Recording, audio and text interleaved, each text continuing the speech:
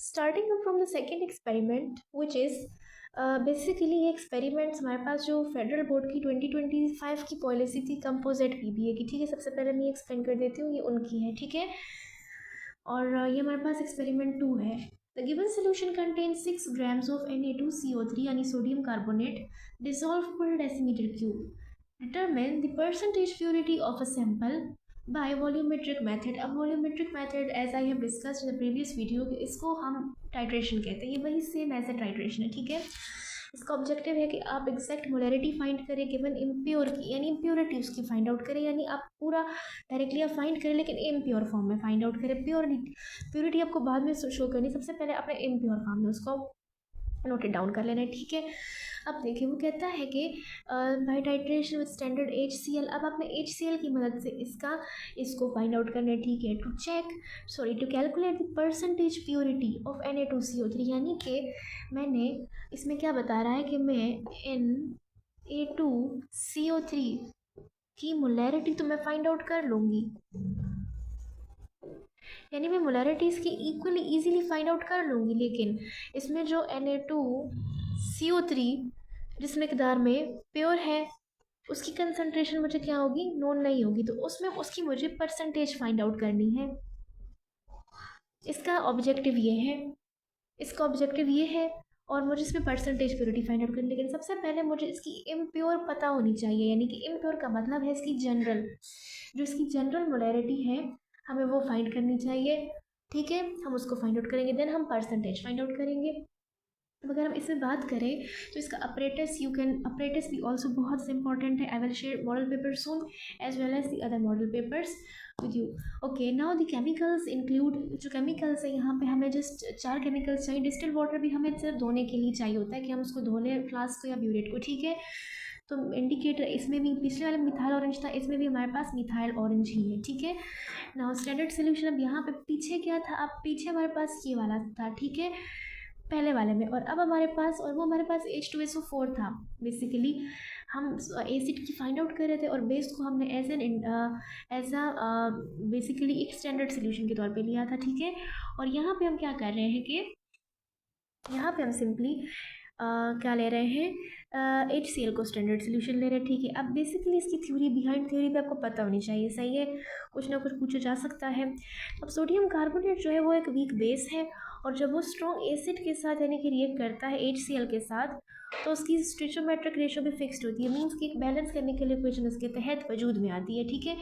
If I talk about a balance chemical equation, so the question must be asked from you in your final examination PBA paper कि आप इसकी balance chemical equation ही लिखें, ठीक है।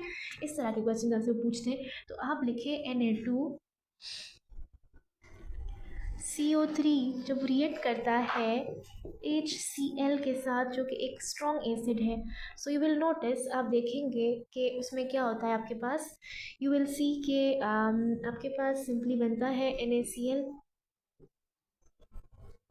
CO2 और H2O।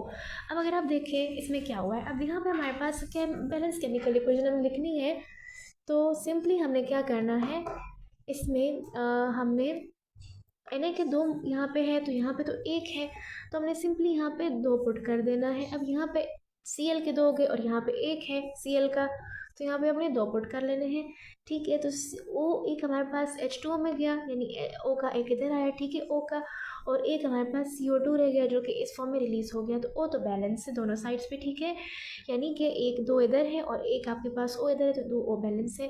यहाँ पे आपका Cl भी बैलेंस है, Cl2 इधर है आपके पास, 2 Cl इधर है, 2 Cl यहाँ पे है, 2 Na यहाँ पे है, 2 Na यहाँ पे है, 2 H यहाँ पे और 2 H यहाँ पे, so this equation is overall balanced, ठीक है। ये इक्वेशन आपसे पूछी जा सकती है और इसका 1 नंबर होगा, जस्ट 1 नंबर, इसका सिर्फ 1 नंबर होगा, ठीक है, आपके PBA के पेपर में।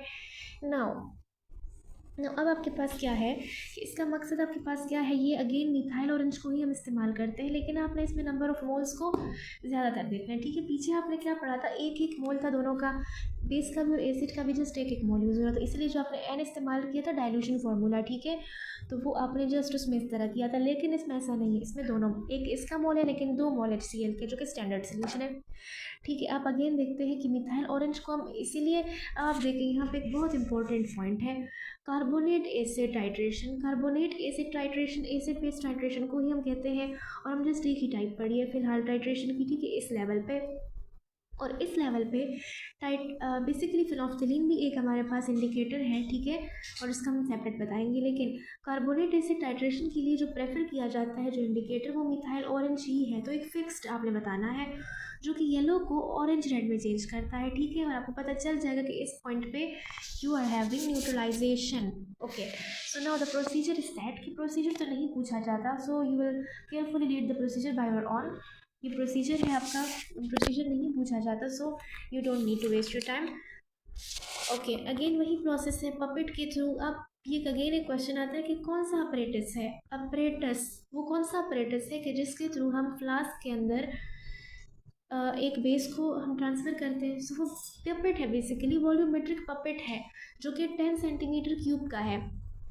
ड्रॉपर के थ्रू आप उसी फ्लास्क में मिथाइल ऑरेंज डालते हैं, ठीक है, फ्यू ड्रॉप्स, इसमें लिखा हुआ भी है कि 2 to 3 ड्रॉप्स आप डालते हैं मिथाइल ऑरेंज को, किसके अंदर, सिंपली इस कॉनिकल फ्लास्क के अंदर डालते हैं, और आप येलो कलर ऑब्जर्व करते हैं, ठीक है, येलो कलर आपको मिलता है। इसी तरह आप आयरन स्टैंड लेते हैं और उसी सोल्यूशन को इसके अंदर रखते हैं, ब्यूरेट को उसके अंदर फिक्स करते हैं, उसका आपके पास पपेट नहीं, सॉरी, ब्यूरेट, ओके, आपके पास उसमें HCl एसिड होता है 0.1 मोलैरिटी जिसकी है, ओके, एंड देन आप अलाउ करते हैं स्टॉप कॉप को थोड़ा सा ढीला करते हैं, और देन आप अलाउ करते हैं उसको कि वो उसके अंदर जाए, okay, and then will observe कि जब ये फ्यू ड्रॉप्स उसके अंदर आएंगे उसका ऑरेंज कलर बन जाएगा, यानी कि येलो से आप सीधा ऑरेंज कलर पे आ जाएंगे।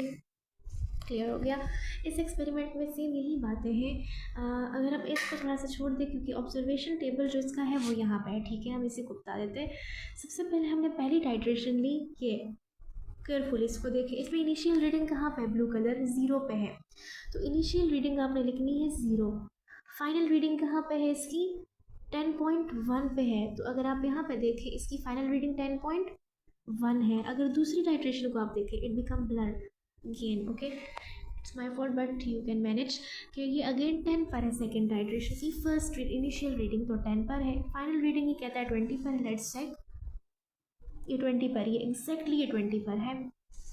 थर्ड टाइट्रेशन की अगर बात करें तो कहता है ये 20 पर है, क्या वाकई में, बिल्कुल ये 20 पर है। और सेकंड टाइट्रेशन की अगर बात करें तो 29 से नीचे जा रहा है, आप ऊपर तो नहीं जा रहे क्योंकि वो तो नीचे की तरफ जा रहा है, फिर कम की तरफ जा रहा है, अपने छोटे से बड़े की तरफ आना है, तो 29 छोटा ये बड़ा है, तो 29.9 ये आ रहा है, एंड आपके पास 29.9 ये है। अब मैंने पीछे बताया था कि आप वॉल्यूम कैसे कैलकुलेट करेंगे, ठीक है। V1 का वॉल्यूम, बेसिकली V1 किसके बारे में बात हो रही है, V1 है क्या, V1 आपके पास सिंपली क्या है, बेसिकली एक मिनट, ये आपके पास बात हो रही है V1 की, HCl की, ठीक है ना, HCl जो आपको पता है इसकी कंसंट्रेशन, उसके थ्रू आप फाइंड आउट करते हैं बाकियों की। सो लेट्स सी कि आप बेसिकली वॉल्यूम को कैसे, यानी कि V यानी V जो इनिशियल फाइनल है उसको VI से माइनस करना है। पहले वाले में क्या होगा, आपके पास आपने सिंपली कैलकुलेट कर लेना है, it will be wastage of time, यानी कि सबसे पहले आपने V यानी मैंने जस्ट फार्मूला बताया है कि आप वॉल्यूम को जब फाइंड आउट करते हैं तो आप ये फार्मूला इस्तेमाल करते हैं। सिंपली जब आप V को फाइंड आउट करते हैं, VF माइनस VI, यानी initial minus final minus initial, ठीक है, ये क्लियरली आपके पास होता है। अब अगर इसमें आप देखिए तो फाइनल ये है और इनिशियल ये है, ठीक है, ये आपके पास फाइनल ये सारे इनिशियल है, तो इनको आप इनसे माइनस करिए, विल ऑब्टेन दिस, और पीछे मैं सारा तफसील से बता चुकी हूँ। अब इसमें कहता है कि बेस्ट टाइट्रेशन रिजल्ट्स क्या है, सिंपली तीनों एक दूसरे के क्लोज है ना, तो तीनों बेस्ट है। और पेपर में आपके पास क्या आएगा, पेपर में आपको इनकी जगह, यानी मैं इधर बता देती हूँ, इनकी जगह सिंपली ये जो ये आपके पास 3 कॉलम्स है ना, इसको आपके 4th कॉलम दिया होगा, आपको बोलेंगे कि बेस्ट टाइट्रेशन